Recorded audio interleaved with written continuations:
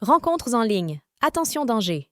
Combien d'entre vous sont déjà tombés sous le charme d'un beau profil Tinder ou Instagram, pour finir avec une sacrée gueule de bois au moment des retrouvailles réelles?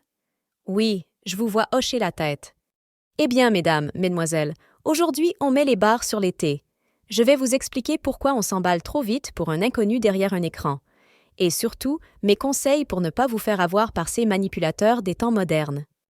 Accrochez-vous, on démarre. Dans cette vidéo, je vais tout décortiquer. Les raisons qui nous poussent à idéaliser l'autre, ce qui cloche dans ces relations virtuelles, comment gérer la désillusion des premiers rendez-vous. Ça va décoiffer. Tout d'abord, essayons de comprendre pourquoi les débuts d'une relation en ligne sont si enivrants. Derrière nos écrans, nous pouvons totalement contrôler l'image que nous renvoyons, mettre en avant uniquement nos qualités. Et en face, notre imagination comble les blancs, idéalise l'être aimé. Résultat, en quelques semaines ou mois, nous pouvons nous sentir incroyablement proches, complices avec un parfait inconnu. La passion virtuelle est à son comble. Seulement, que se passe-t-il lors de la première rencontre physique? Souvent, la désillusion, l'odeur, la voix, les gestes de l'autre ne correspondent pas du tout à l'idée qu'on s'en était faite. Sans compter les malentendus ou les mensonges qui peuvent émerger une fois le virtuel écarté. C'est ce qu'a vécu mon amie Justine.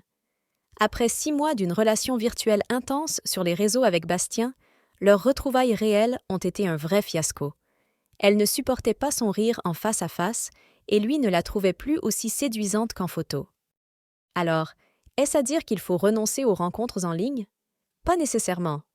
Internet reste un fabuleux outil pour élargir notre cercle, trouver l'âme sœur dans une autre ville, voire un autre pays. Mais selon moi, quelques précautions s'imposent. Ne jamais considérer quelqu'un comme l'élu de notre vie, avant de l'avoir rencontré dans la vraie vie.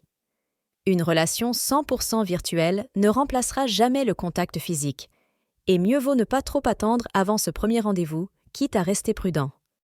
Je vous propose de partager vos propres expériences en commentaire. Qu'en pensez-vous? Y a-t-il des couples durablement formés sur la toile? Votre avis m'intéresse. Pour plus de conseils, rendez-vous sur bestrencontre.fr et n'oubliez pas d'aimer la vidéo et de vous abonner à la chaîne.